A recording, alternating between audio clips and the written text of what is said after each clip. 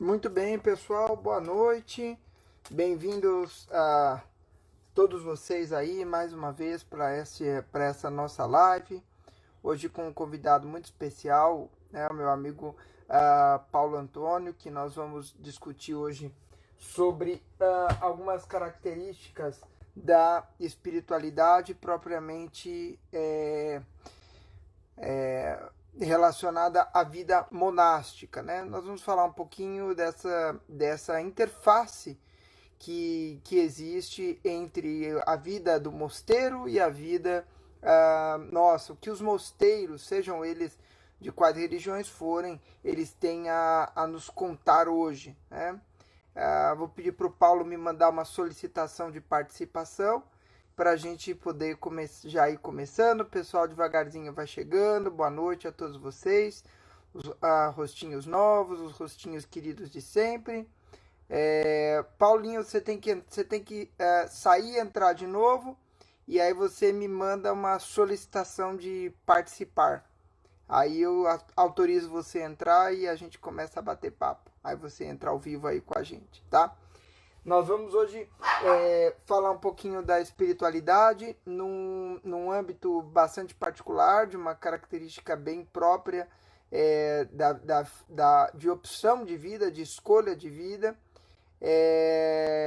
E nós vamos tentar extrair da vida monasterial, vamos tentar extrair da espiritualidade dessa particularidade da vida monástica, aprimorar e de melhorarmos a nossa vida espiritual no nosso cotidiano, para o nosso crescimento, para o nosso desenvolvimento espiritual.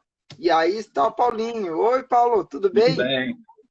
Boa noite, como vão todos? Tudo certo? Boa noite, Felipe, prazer em vê-lo. Paulo, uma honra ter você aqui hoje, partilhando um pouquinho desse domingo com a gente, né? Então, sem mais delongas, vamos começar, né?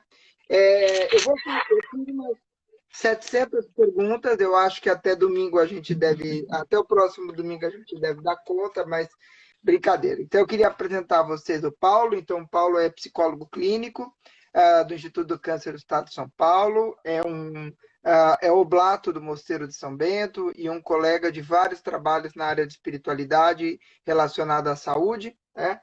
E, e eu o convidei a falar especificamente hoje desse tema, porque, de alguma maneira, ele é uma das pessoas que eu conheço que traz essa espiritualidade monástica à flor da pele, embora não viva dentro de um mosteiro. Então, para mim, ele é o modelo adequado dessa interface entre a vida do mosteiro e a vida cotidiana, a vida secular. Então, eu queria perguntar para você, Paulo, o que característica, olha lá, alguém já soltou a primeira pergunta.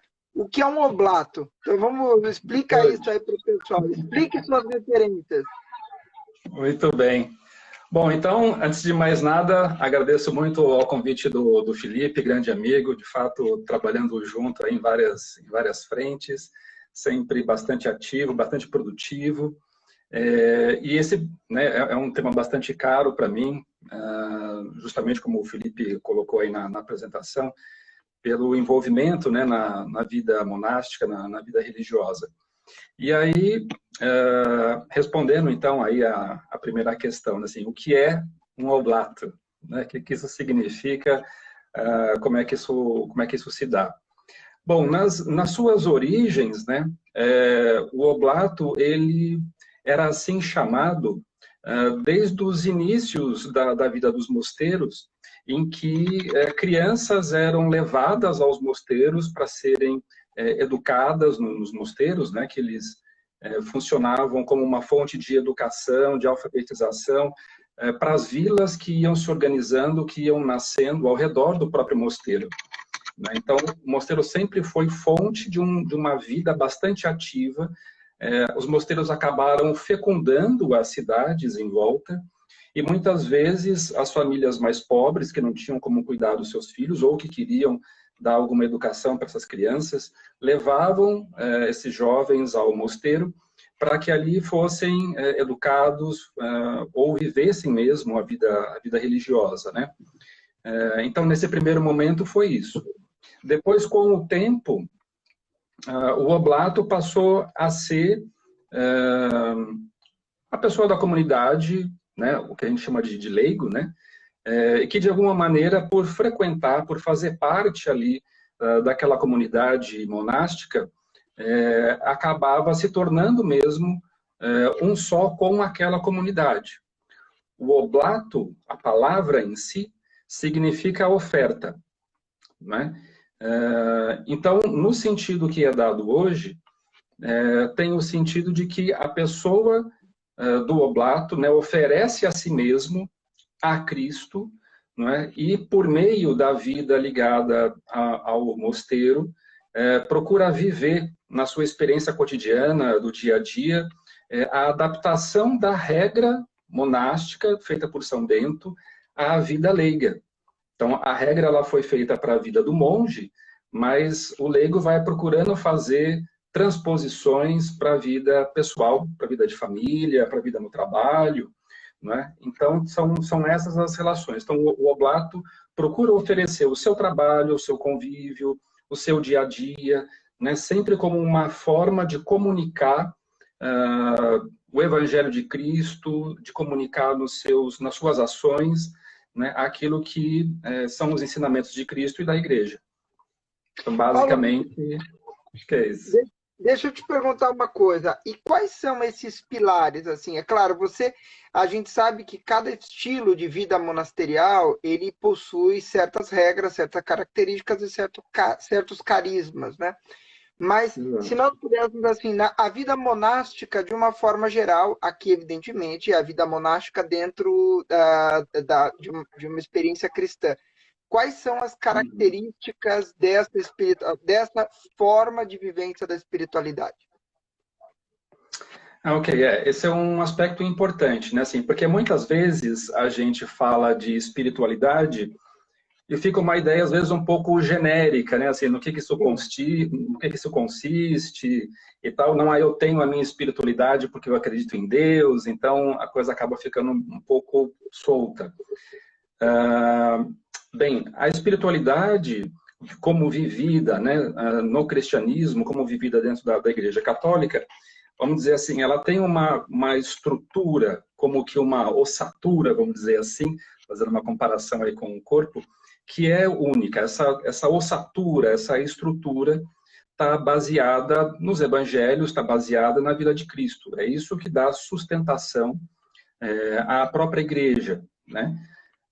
Então, como uma religião fundada em Cristo, ela tem um fim último, que daí vai ser idêntico para todas as espiritualidades que compõem o corpo da igreja. E esse fim último é a união com Cristo, né? A divinização da alma, ou como a gente costuma dizer, a santidade. Esse é o fim último no cristianismo. Isso vai ser alcançado dentro de uma formação orgânica, vamos dizer assim, em que o estilo de ser, o modo de ser de cada pessoa é contemplado no modo como acontece esse caminho que se dirige ao próprio Cristo, à união com Ele. Né? Então, o modo de contemplar, o modo de ser de cada um, vai se dar em diferentes formas de espiritualidade. Na vida monástica beneditina, o que vai dar o traço físico, né, que vai colocar carne nessa ossatura, né, são alguns elementos que basicamente são o amor à liturgia. Né? Então, o amor à liturgia é um elemento fundamental para o beneditino. E aí a liturgia ela é composta não só da missa em si, mas ela se compõe também no ofício divino, né, chamado de liturgia das horas, na Lexio Divina, na oração e no silêncio, né, e vida comunitária também. Né? Então, esses são os elementos básicos, fundamentais aí, de como se compõe essa espiritualidade. Né? Depois, se quiser, a gente pode entrar um pouquinho mais em cada uma delas, aí, se for o caso. Eu acho que Mas você tocou... basicamente é isso. Eu acho que você tocou num ponto, Paulo, que eu tenho conversado muito aqui e também nas atividades, ah, enfim, na qual a gente fala de espiritualidade, principalmente de um ano para cá. Eu acho que você tocou num ponto que, para mim, cada vez pessoalmente me toca um pouco a espiritualidade, me leva a repensar uma série de práticas, que é a questão do silêncio, né? Um dos livros que mudou a minha percepção disso é esse, que você Sim, talvez já o conheça, né? A Força sim, do sim. Silêncio contra a Ditadura do Ruído, do cardeal Robert Sará, que, embora ele nasça, evidentemente, de uma perspectiva católica cristã, ele traz, eu acho que, algumas mensagens que valem para a vida espiritual de todos que estão Claro. nos assistindo. Eu tenho um trecho que eu achei muito precioso para o nosso debate de hoje, né? Não raro, eu me pergunto se a tristeza das sociedades urbanas ocidentais, cumuladas de tanta depressão, suicídio e sofrimentos morais, não resulta da perda do sentido do mistério. Ao perder a capacidade de silêncio diante do mistério, as pessoas suprimem as fontes da alegria. Na verdade, elas se acham a sós no mundo, sem nada que as transcenda ou as sustente. Não conheço nada mais assustador. E me parece central nesse parágrafo o que ele fala sobre o silêncio. Eu acho que o silêncio ele é um grande ensinamento que a tradição monástica tem a dizer para nós.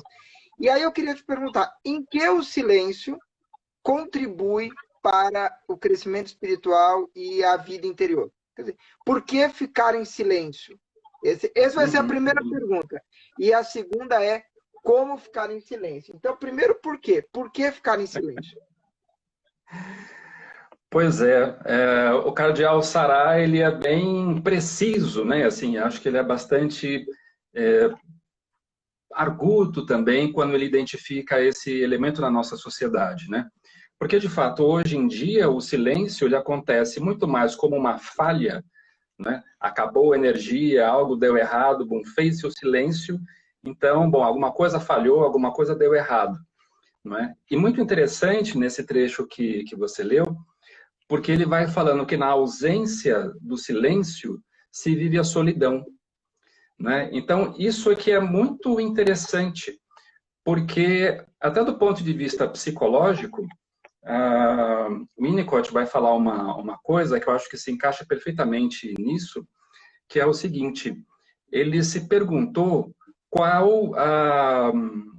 quais os fundamentos do ser humano, né? Ali de onde o ser humano começa a se constituir, o que seria esse fundamento, né? De onde surge o ser humano? E aí ele vai fazendo uma investigação nesse sentido e ele chega no seguinte resultado, que todo ser humano, cada pessoa, emerge de uma condição de não ser para uma condição de solitude. Né? Então, que o bebê ali, né, ele vai surgindo daquele estado de não ser, né, onde começa, então, a se formar um corpo, e quando ele nasce num estado de profunda solitude. É o momento em que ele mais depende do outro. Né? Durante toda a existência não vai ter uma outra situação em que ele vai depender mais da presença de uma outra pessoa. E nesse momento, paradoxalmente, ele é todo solitude. Ele é todo envolvido em silêncio. Né? Então, mais tarde, durante o nosso amadurecimento, quando a criança pode viver esse estado de solitude e de silêncio interior, sem que os pais ou as pessoas que cuidem invadam esse silêncio, o silêncio vai ser vivido como presença. Né? Ele vai ser vivido sempre como uma presença sobre a qual é possível se entregar, inclusive para poder dormir. Então, no mosteiro, e aí vai ser um elemento importante para se constituir a própria experiência de oração, a própria experiência de presença de Deus. Né? Então, se busca no silêncio se estar na presença.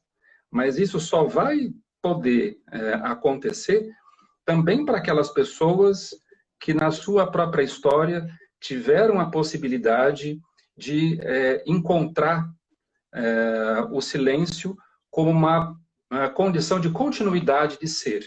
Né? Não sei se está ficando muito psicanalítico demais, mas para dizer que, assim, que como eu disse, que isso é orgânico, né? Então é alguma coisa que precisa estar constituído dentro da gente. E hoje em dia, a coisa mais difícil que tem é a possibilidade do silêncio. Então, ruído de televisão, de rádio, celulares, mães amamentando criança olhando para o celular, né? Então vai se perdendo essa possibilidade de estar junto do outro em silêncio, apenas como presença, né? E na medida em que a criança possa precisar de alguma coisa, então também encontrar, né? Então seja o seio da mãe para mamar, ou alguém que troque a fralda, mas sabe que vai encontrar aquilo de que ela precisa. E na vida religiosa, na vida monástica, o silêncio ele acontece também como uma forma de encontro consigo mesmo e de busca de encontro com o outro, né? Seja o outro Deus mesmo, né? E nesse encontro e conhecendo cada vez mais profundamente a si próprio. E nisso ir encontrando um sentido profundo para a vida, né? Então é um diálogo silencioso, se dá um diálogo no silêncio, né? A solidão é a ausência do outro, né? Onde se fala, onde se sente solidão, faltou o outro, né? Então aí, muitas vezes é difícil até encontrar Deus como um outro, né? Porque daí a solidão é a ausência. Sim. Não sei se eu respondi a sua pergunta, se ficou confuso aí. E eu acho que isso que você comenta é importante, Paulo, porque me traz à tona uma tendência que hoje existe de um certo resgate da meditação.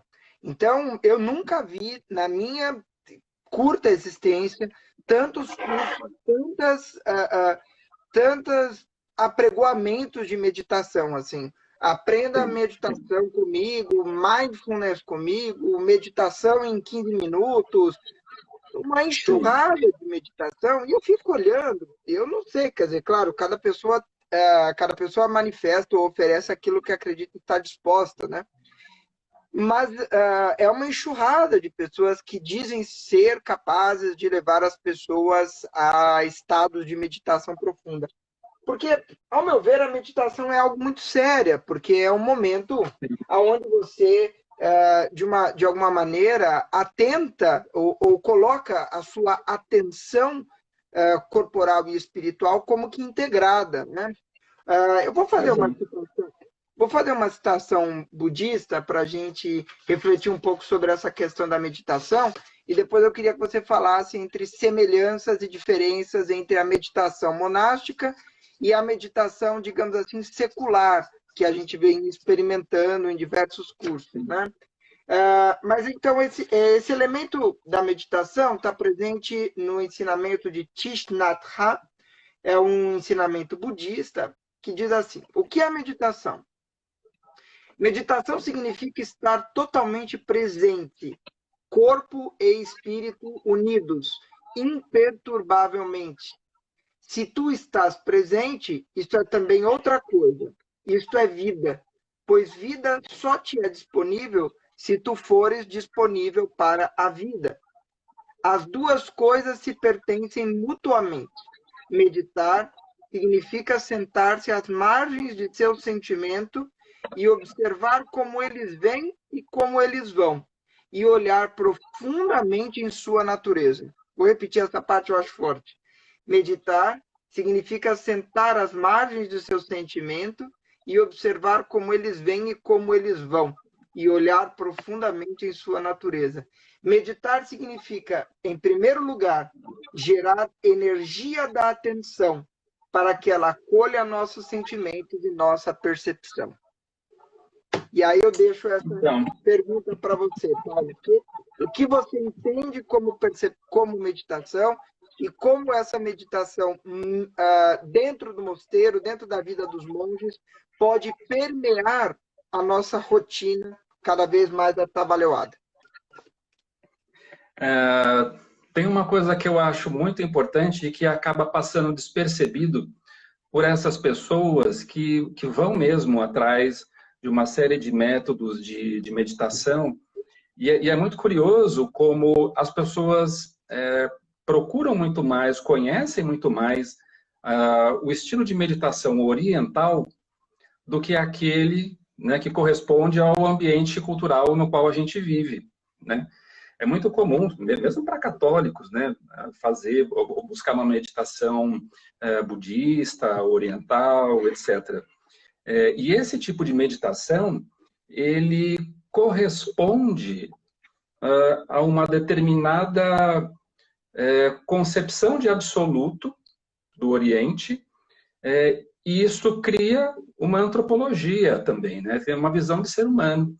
Então, nisso que você apresentou aí como um estilo de meditação oriental, veja que a atenção está focada na observação das ideias que passam, poderia ser numa parte do corpo, na respiração, ou seja, não tem exatamente um outro. Se fica no silêncio e nessa busca de um vazio, né? Justamente porque no budismo, por exemplo, não existe a ideia de um Deus, né? A ideia, ao contrário, é justamente a de se desligar, né? A procurar se desapegar das coisas e estar, né, assentado num eixo pessoal, desapegado de tudo. Então você vê que essa definição de meditação que você apresentou corresponde a esse tipo de objetivo. Sim. Na meditação cristã, é muito diferente, né? Claro, vai ter alguns elementos, né, que correspondem, né, como a busca de um estado de silêncio, né, de uma interiorização, mas a meditação cristã vai se basear no discorrer do intelecto a respeito de um determinado tema, se discorrer com o intelecto a respeito de uma determinada situação, que pode ser uma situação da vida, do dia a dia, mas de modo especial dos evangelhos, da vida de Cristo. Então pode ser uma parábola, pode ser um trecho qualquer de um salmo, né? E de repente alguma coisa chama atenção ali, alguma coisa me toca de alguma forma, e eu paro sobre esse trecho, e a partir dali eu vou vendo onde que aquilo me toca, o que aquele texto está querendo dizer, o que aquilo pode ter a ver com a minha vida pessoal. Então eu vou explorando esse sentido, né? Vou procurando, às vezes, até ler várias vezes aquele trecho, até que num determinado momento a pessoa pode ter uma experiência como que de uma iluminação, né, onde aquele trecho joga uma luz sobre uma área da vida da pessoa ou dá um entendimento mais profundo sobre aquilo que aquele trecho em específico quer dizer. Então são esses momentos que vão criando clarões, vamos dizer assim, na alma da pessoa interiormente e abrindo espaço e aprofundando, né, as possibilidades de compreensão da vida, da própria relação com Cristo, né? Então há um diálogo, né? Há um esforço intelectual em procurar aprofundar o sentido. Não é de uma mera observação, não é tentar ficar calminho, não é tentar ficar relaxado, nada disso. A meditação cristã é ter mesmo uma ideia, aprofundar uma ideia. Então, justamente porque... Diga. Eu trago isso à tona, Paulo, porque a gente sabe que a prática, quer dizer, a meditação enquanto exercício de fixação da atenção e de autoconhecimento, ela tem o seu valor em si. Quer dizer, ela é em si um instrumento de redução de estresse, é um instrumento de autoconhecimento, é um instrumento que comprovadamente influencia a percepção da dor, nível de ansiedade, doença cardiovascular, enfim, a gente tem uma literatura crescente sobre isso. Mas eu achei que você trouxe à tona esse tema importante de que a meditação ela é um instrumento. Quer dizer, ela é um instrumento que pode se dirigir ela pode servir a diversos tipos antropológicos e a diversos tipos religiosos, dependendo da maneira como você compreende aquele exercício, né? Então, isso é importante, porque a partir do momento que a gente padroniza a meditação, então a gente fala assim, a meditação é tudo igual, quer dizer, o importante é meditar, você empobrece a meditação em si, porque você tira de cada fonte de estratégias meditativas de fixação da atenção o seu arcabouço antropológico, o seu arcabouço religioso, o seu arcabouço e o seu conteúdo de ideias que contribuem para que aquele instrumento tenha um valor mais profundo, né? Então, quando um monge budista ele se isola e ele parte a um recolhimento e a uma experiência de aprofundamento espiritual, ele faz isso através de todo um escopo cosmológico, um escopo da maneira como ele vê Deus, da maneira como ele vê o divino, né? Da mesma maneira, um monge beneditino, quando se recolhe à meditação, essa meditação ela possui um conteúdo que faz parte do universo espiritual do qual ele partilha. Então, eu acho que isso fica como mensagem, eu achei importante que você tenha trazido isso para nós, que eu tenho que ir tentando sincronizar a minha experiência meditativa com o meu arcabouço religioso e espiritual, para que eu tenha coisas que conversem, que dialoguem, né? Para que não a meditação ela vire um momento apenas de desestressar. Então, eu vou me desestressar, vou fazer uma prática meditativa secular. Ok, isso pode ser muito importante para você, pode te acalmar, pode te ajudar em algumas coisas, mas não necessariamente pode ser um caminho de crescimento e desenvolvimento espiritual. Acho que isso é importante a gente destacar, porque às vezes isso fica um pouco confuso. Eu tenho essa percepção teológica de que isso às vezes se confunde. É verdade. Eu queria até só complementar uma coisinha aí, porque é isso que você está pontuando, né? Assim, de fato é bastante importante, porque senão fica tudo reduzido à técnica. Sim. Porque eu acho que uma espécie de efeito colateral dessas pesquisas que vão sendo feitas e que vão, na verdade, se buscar na religião esses elementos, então se retira dali, seja do Oriente, seja do Ocidente, mas se retira alguns elementos, reduzindo aquilo de fato ao seu elemento meramente psicológico ou psicofísico, né? E aí é o que você falou, vira uma meditação secular, ok, se a pessoa quiser fazer também, não tem problema nenhum. Mas saber que está reduzindo não só a meditação, está reduzindo a si próprio. Ele está limitando a própria possibilidade de experimentar uma relação diferente, né, com as profundezas que existem em si próprio. Está reduzindo aquilo que poderia ser uma experiência de espiritualidade, como você falou, de encontro com este grande outro, que é o divino, que é Deus, e reduz, né, a uma experiência de relaxamento. Se a pessoa tiver claro que é isso mesmo que ela está querendo, ok, né? Ela vai fazer mindfulness porque ela quer melhorar, né, a capacidade de atenção, poder ser mais produtiva, ok. Se ela está ciente disso, tem isso claro, ótimo. Mas também saber que quando ela faz isso, ela pode estar correndo o risco de colocar como fim último na vida dela apenas o trabalho. De que ela tem que ser uma máquina cada vez melhor disposta ao trabalho. Vira óleo para a máquina. Eu gostei desse comentário que você fez, Paulo, porque vai de encontro a um trecho que eu estava lendo hoje, desse livro também. Eu vou fazendo várias citações aí para vocês. Eu juro que eu não ganho nada das livrarias, viu? A única coisa que eu tenho, de tempos em tempos, são os direitos autorais desse livrinho, mas sei. Não dá nem para o Paulo sabe disso. Aí está aqui, ó, a vida interior por um monge cartucho, né? Para quem não conhece, que legal.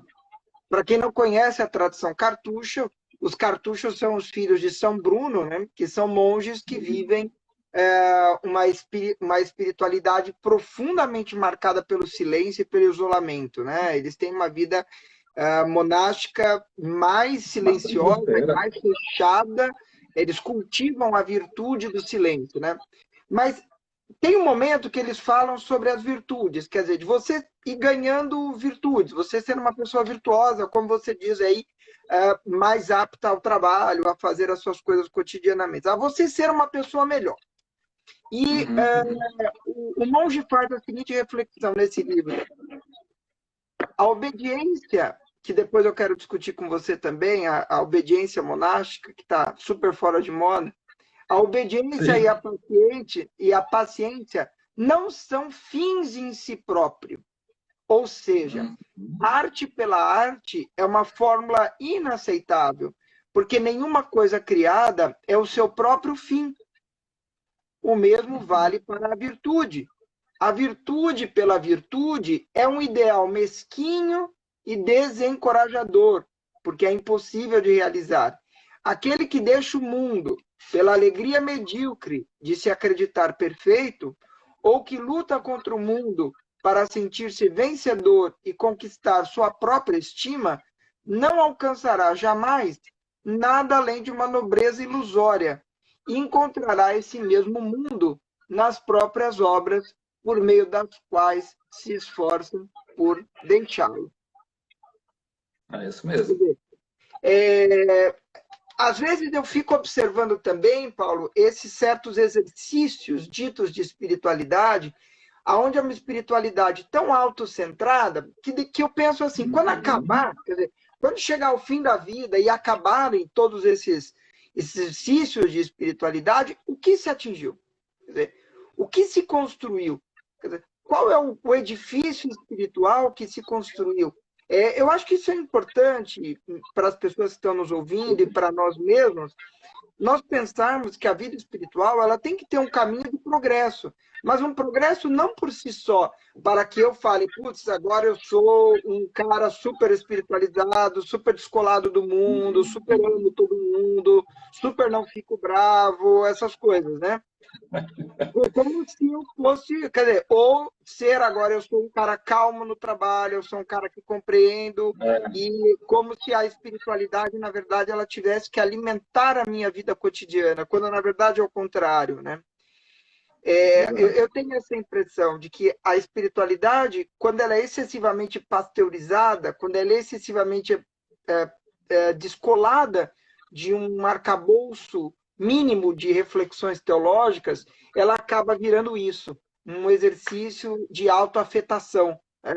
E, na verdade, não dirige o homem a nada. Exato. Porque isso vai virando um estereótipo. Você sabe que uma das coisas que eu mais ouço na clínica, no consultório, eu posso resumir assim, as pessoas que chegam dizendo eu não quero sentir o que eu sinto, eu não quero pensar o que eu penso. Bom, então, veio no lugar errado, porque eu sou psicólogo, é que a gente pensa e a gente cuida das coisas que a gente sente, né? Eu estou aqui para isso. Né? Então, e as pessoas eu vejo que muitas vezes olham para a espiritualidade na busca de um não pensar e não sentir. Né? Então, essa ideia do calminho, não vou ficar nervoso, terei autocontrole, né? Então, vai ficando uma coisa, muitas vezes, tão enrijecida, onde a pessoa busca, na verdade, viver algo que parece mais uma certa insensibilidade às coisas. Outra, muito diferente, é que a verdadeira espiritualidade, além de ser uma abertura para o outro, então não é porque o monge entrou para um mosteiro e cultiva o silêncio e a solitude que ele odeia o mundo, que o mundo é mau, que ele não gosta de conviver com as pessoas, é exatamente o oposto. O mundo é tão importante, ele valoriza tanto aquilo que Deus criou, aquilo que é obra do Criador, né, que ele busca levar com ele toda a criação.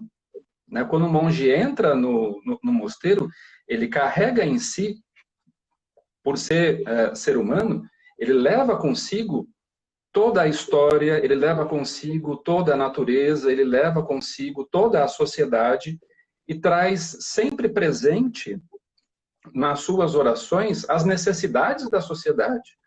Ele traz sempre presente, nos seus momentos de meditação, meditar sobre aquilo que o mundo está vivendo, né? Então, todos os conflitos que são vividos pela nossa sociedade, eles estão presentes nas orações e nas meditações do monge, né? Então, na verdade, ele faz um afastamento para poder se dirigir, né, dirigir o seu olhar de uma maneira mais profunda. Então, nesse sentido, a espiritualidade é algo que está sempre provocando, não é? O monge, que deve sempre provocar a gente, no final das contas. Não é uma vida solitária. Não é uma vida solitária no sentido do individualismo. Não é? Porque o que a gente vai vendo, muitas vezes, nessas espiritualidades modernosas que a gente encontra, é uma falsa espiritualidade, me parece, porque valorizam o individualismo, valorizam esse estado onde eu tento não precisar de mais nada nem de ninguém. O monge depende do outro para tudo, né? Assim, porque a comunidade ao redor a sustenta, embora o monge tenha que trabalhar também. O monge deve se sustentar pelo seu próprio trabalho, né? Então, a maioria deles dá aula, trabalha na roça, enfim, administra o que ele tiver para administrar, mas eles trabalham, né? Então, tanto que uma das máximas, né, da vida monástica é o ora et labora, né? É oração e trabalho, né? Então, ele não cinde com a realidade, ele não cinde com a sociedade, mas, ao contrário, ele sempre traz, né, a sociedade, os seus conflitos, as suas necessidades, para as suas meditações, para a sua oração, e procura alimentar a nossa sociedade com esperança, procura alimentar a nossa sociedade tão ruidosa com silêncio, com espaço de oração, com espaço do sagrado, né? Mas esse tipo de espiritualidade que você apresentou, né, em que as pessoas vão imaginando uma espiritualidade como se fosse caminhar nas nuvens, né, sem maiores compromissos com o outro, né? E aí acho que não é bem assim, né? E, indo nesse mesmo caminho, Paulo, que você comentou, você falou, né, dessa responsabilidade que o mosteiro e o monge têm para com a criação. Então, ele tem um afastamento, né, e esse afastamento permite, de certa forma, que ele se devote a uma reflexão mais profunda dos mistérios que ele decidiu mergulhar e se aprofundar, mas, ao mesmo tempo, permite a ele, de alguma maneira, santificar as coisas pela sua própria existência. Mas tem uma outra característica dos mosteiros que eu acho precioso para o tempo de hoje, que é a questão da hospitalidade, né? Isso é bastante presente nas casas de São Bento. Eu queria que você falasse um pouco sobre isso. Quer dizer, como nós podemos aprender hospitalidade com os monges em um mundo cada vez menos hospitaleiro? Nós somos cada vez menos hospitaleiros, a gente cada vez recebe menos pessoas nas nossas casas, então basta você ver o tamanho que as casas têm hoje. Eu falo isso sempre para minha esposa, quando a gente mudou de apartamento para cá, que a gente começou a procurar um apartamento, tinha apartamento que tinha que ser vendido junto com um sabonete, porque era a única coisa que cabia lá dentro. Era o buffet e um sabonete, porque era uma saboneteira de 60 metros quadrados, 40 metros quadrados, 30 metros quadrados. É um mundo, né? E você falava assim, mas como é que eu vou viver aqui com eu, minha esposa, com meus filhos? Claro, eu entendo que haja limitações de acesso, e existem pessoas que vivem em lugares pequenos que não têm condição de viver em lugares maiores, mas há uma tendência, digamos, arquitetônica, de que mesmo pessoas que têm direito e acesso e dinheiro para ter ou alugar um imóvel, optam por viver em lugares tão pequenos que não cabe nem a si. Quer dizer, e menos ainda de receber alguém, aqueles 30 parentes, aqueles 20 parentes que vão na sua casa, aquela coisa. Quer dizer, mas nós vivemos, e nós não temos essa hospitalidade doméstica, ela vai caindo, muito menos uma hospitalidade à diferença do outro, ao debate, quer dizer, cada vez mais o debate público ele vai se radicalizando, então as pessoas sentem meio que uma necessidade de fazer parte de algum cluster, de algum clã, rapidamente, numa busca de uma identidade pessoal. Então, o que eu quero saber é, como é que nós podemos aprender hospitalidade com o mosteiro? Acho tão sério esse exemplo que você deu das casas pequenas, dos apartamentos pequenos, porque, na verdade, eu já vi, você falou de apartamento de 60 metros, passando pelo centro há um tempo atrás, eu vi apartamentos de 18 metros para serem vendidos. 18 metros então, não cabe assim, no livro. Pois é, então, porque hoje a ideia de lar ou de família ficou reduzida apenas a um dormitório, na verdade. Então, a gente deixa de ter uma casa para passar a ter um dormitório, porque a vida se passa fora. Né? Então, se a vida se passa fora, não tem mais espaço para um dentro, não tem mais espaço para receber, falta a possibilidade de hospitalidade, né? Seja porque o próprio espaço físico já não é mais feito para isso, porque a vida acontece fora da casa, né? Assim como a nossa própria atitude pessoal vai se tornando cada vez mais exterior. O nosso eixo de vida vai se tornando cada vez mais para fora, a tal ponto que, hoje em dia, muitas pessoas não conseguem dormir se não tiver com televisão ligada, se não tiver com rádio ligado, tem que estar com algum ruído externo para que a pessoa consiga se entregar ao sono, porque senão nem isso ela consegue. Ela não consegue acolher a si mesma no silêncio. Né? Então, precisa desse ruído externo. Então, a pessoa está muito voltada para fora. E no mosteiro, assim como em qualquer vida espiritual que se busque ter, aí Santa Teresa até d'Ávila, que era monja, embora carmelita, não beneditina, mas ela fazia uma comparação muito interessante, né? De que a oração é como um escavar-se, é abrir um espaço para dentro, né? Ela estava fazendo uma comparação com um poço que se precisa, né, escavar primeiro para que apareça então a água. Então, qualquer espiritualidade é esse escavar-se, é buscar uma vida interior, né? Para que ao final de um percurso possa haver esse movimento entre um dentro e um fora, como um movimento de um pêndulo, né? Em que eu possa ter um tempo de trabalho, de estar voltado para o outro, mas que eu possa não só voltar a retornar à minha própria interioridade, como eu possa ter dentro desse mesmo espaço interior disponibilidade também para receber o outro, né? Nas suas necessidades, e aí é que entra a dimensão da hospitalidade, né? Receber o outro. E dentro da tradição beneditina, o visitante, né, assim, aquele que é hospedado, ele é sempre imagem do Cristo, né? Então, ele é recebido como quem recebe o próprio Cristo. Então, o hóspede é sempre a figura melhor recebida no mosteiro, né? Porque ele é olhado como se fosse a visitação do próprio Cristo, né? Então, ele é aquele que se está à procura. Então, Cristo é vivido não como alguém externo, abstrato. Deus não é uma figura distante, que está longe. Não, ele é o meu irmão do lado, ele é de modo especial aquele que me visita, é aquele que está chegando de uma viagem, que quer fazer um retiro, né? Então, ali está Cristo e eu vou recebê-lo, tratá-lo e cuidar dele da melhor maneira possível. Então, eu me abro, né, e abro um espaço para ele na minha vida.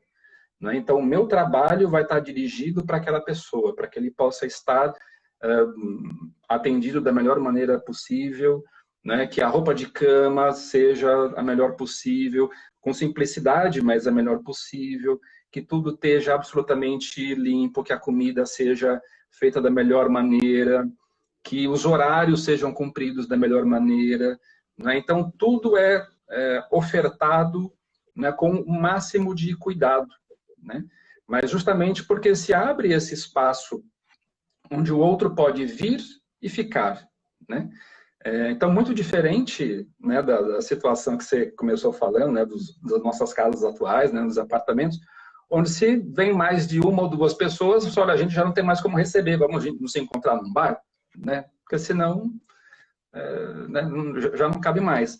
E já no mosteiro não, né, o outro é o próprio Cristo, né, que tem um lugar privilegiado já na minha vida, e eu me devoto ao outro, né, tem uma relação de devoção até, né, desse cuidado tão especial, né, onde se desdobra em cuidado com o outro. Então, penso que é por aí que a coisa acontece. Essa questão da hospitalidade é uma questão que eu tenho, assim, atualmente talvez me dedicado um pouco mais a refletir. Eu agora, atualmente trabalho numa instituição camiliana, né?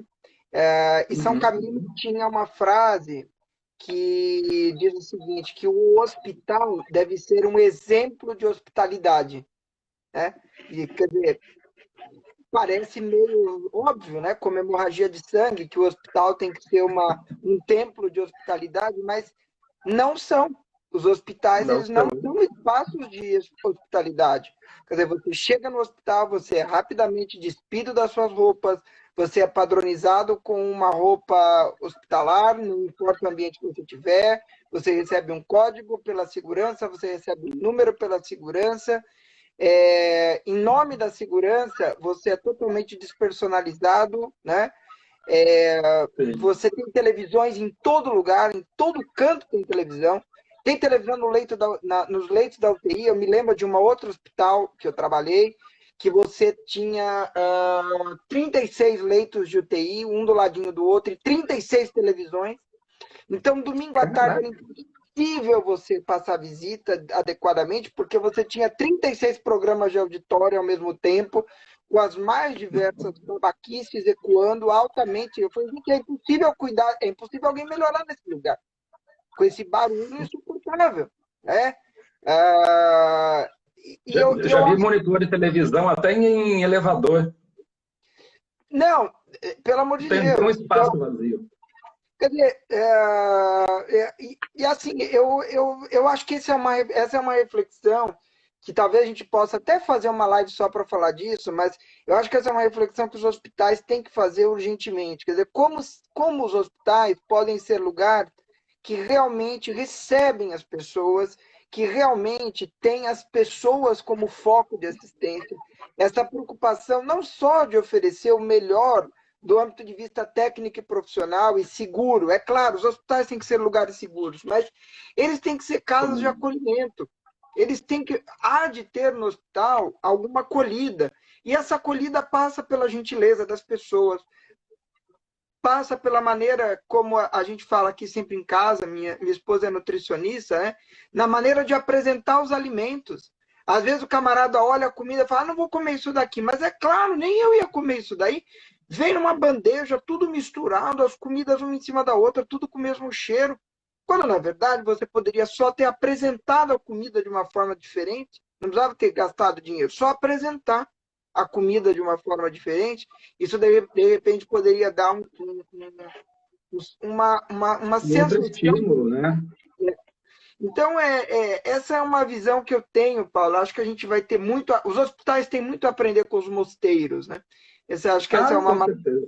essa é uma maturidade. E para a gente encerrar, eu queria discutir um último tópico com você, para não perder, porque eu realmente quero sua opinião sobre isso. A maior parte das regras monásticas passa por uma palavra chamada obediência. Tá? Quer dizer, e obediência é algo que está totalmente fora do menu dos vocábulos. Está em desuso. Não, está fora. A obediência ela é vista como uma forma De opressão, né, hoje em dia. Exato. Como a obediência é vista dentro do mosteiro e como a obediência monástica pode contribuir para a nossa vida espiritual? Essa é uma questão importantíssima. Eu até estava meditando realmente um pouco sobre isso hoje ainda. Não é porque, por exemplo, né, assim, São Bento, antes de São Bento até, enfim, já existiam outras regras, Mas São Bento, ele, na sua regra, ele organiza toda a vida do mosteiro, né? E como aquele que vai dirigir o mosteiro tem a figura do abade, né? Então, a palavra abade vem de aba, né? Que significa pai. Então, o abade faz a figura do pai, ou no caso do mosteiro feminino, né? A madre, a abadesa, faz a figura da mãe. E aí eles vão sempre procurar conduzir os outros monges, né, a comunidade monástica, de uma maneira muito sensível às necessidades de cada um, ao modo de ser de cada um. Então, tem aquele em que é necessário se cobrar mais ou ser mais rígido, aquele em que é necessário se tratar de uma forma diferente, com mais flexibilidade, alguém que não vai precisar ser tão cobrado. Então, se reconhece, né, o jeito de ser particular, né, e se trata a cada um conforme cada um é. E, nesse caso, a obediência, né, ao abade, ela deve se dar não porque é uma norma opressora e ele está me humilhando e nada disso, né? Mas porque o abade no mosteiro faz também a figura do próprio Cristo, e a relação é uma relação que deve ser amorosa, né? Onde se acata o pedido do abade de uma forma amorosa, ainda que muitas vezes ele possa pedir alguma coisa que o monge pode não estar nem um pouco afim de fazer, mas só é possível amadurecer e crescer espiritualmente na medida em que eu possa abrir mão de mim mesmo, da minha própria vontade, né, para então conhecer aquilo que é o outro, né? Então, só há alteridade de verdade, né, quando o outro pode ter uma maneira de ser diferente, quando me pede alguma coisa para a qual eu preciso me esforçar, né, exige que eu me aperfeiçoe naquilo, que eu entregue aquilo da melhor maneira possível, ainda que eu não esteja afim. Mas o alvo, o centro na vida monástica não é o eu, não é o ego, né, mas o outro. E o que a gente vê muito hoje em dia, né, na nossa sociedade, é essa necessidade de fazer com que o eu cresça, com que o eu se afirme, com que eu me engrandeça, com que eu, né? Então, há uma inflação do eu. E na vida espiritual, ao contrário, o eu deve ser reduzido, ele deve ir diminuindo, né? Porque aquela passagem lá no fim da vida é muito estreita. Então, se eu não tiver pequenininho, eu não passo, né? E no nosso mundo atual de engrandecimento, de inchaço do eu, como é que faz, né? Então, no mosteiro, a questão da obediência funciona muitas vezes como uma lixa, né? E uma lixa que eu quero, uma lixa da qual eu necessito, né? Para ir me tornando cada vez menos egoísta e poder ser cada vez mais generoso, né? Cada vez colocar aquilo que é o meu interesse entre parênteses e procurar atender aquilo que a comunidade necessita, né? Aquilo que o outro necessita, aquilo que o oblato necessita, aquilo que o fiel necessita. Então, eu estou à disposição do outro e, para isso, eu vou diminuindo. Até que no último dia, eu esteja bem pequenininho e passar por aquela portinha estreita. Olha aí, exatamente. Está em Santa Teresinha, né? Uma pequena via, né? Então, de perceber que, olha, o caminho é ser pequeno, né? Bem o oposto do que a gente vive hoje na sociedade, esse caminho de engrandecimento, aí é bobagem, bobagem. Paulo, olha, por incrível que pareça, nosso tempo correu. Estamos completando 1 hora de bate-papo já. Pois é. Passou rápido mesmo. Percorri aqui as minhas anotações para hoje. Acho que tem muito pano para manga. Já deixo você pré-convidado para outro bate-papo. Vamos achar um tema legal para a Tudo bem. gente poder discutir aqui num domingo próximo. Queria agradecer a tua disponibilidade, né? Não só hoje, mas em todos esses projetos que a gente tem tocado juntos, né? Queria que você deixasse uma mensagem aí para o pessoal que está nos acompanhando, que está nos assistindo, e pedir a todos vocês que estão acompanhando a gente que divulguem essas lives, esses canais, para que a gente possa cada vez mais levar informação e desenvolvimento, né, e crescimento espiritual para as pessoas. Paulo, deixo você aí para encerrar, deixando uma mensagem para o pessoal. Bom, antes de mais nada, agradeço então mais uma vez. Realmente acabou passando muito rápido. É sempre bom quando a gente consegue ter aí uma conversa boa, interessante e com um tema que é tão rico, né, e que você conhece tão bem também. Então, é alguma coisa que fica muito estimulante, né, é muito bom. E pedir, né, dizer para as pessoas, não tenham medo do silêncio. Esse pode ser um bom exercício, né, de procurar ter algum espaço de silêncio, né, poder, nesse silêncio, olhar para si, né, pensar um pouco em Deus, tomar algum trecho do Evangelho, ficar com aquilo, né, poder se tornar amigo do silêncio, né? Porque senão a gente acorda, já vai ligando rádio, televisão, etc., e a gente não para mais. Mas se a gente, né, der algum espaço para o silêncio, a gente começa a ter espaço também para o outro, para a gente mesmo, né? Então, acho que é bacana isso. Obrigado pela presença de todo mundo que veio. Agradeço a atenção, a paciência de vocês e deixem as mensagens que depois a gente vai lendo aí. Bacana. Muito obrigado.